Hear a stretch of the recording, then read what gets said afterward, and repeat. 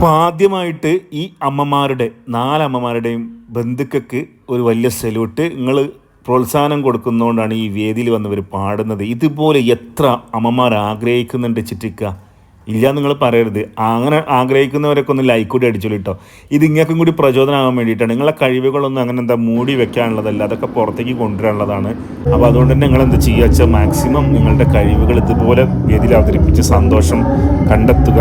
കല എന്നൊക്കെ പറഞ്ഞത് എല്ലാവർക്കും കിട്ടുന്നതല്ല, നിങ്ങളെ കഴിവുകൾ അടിച്ചമർത്താനുള്ളതല്ല. Maximum enjoy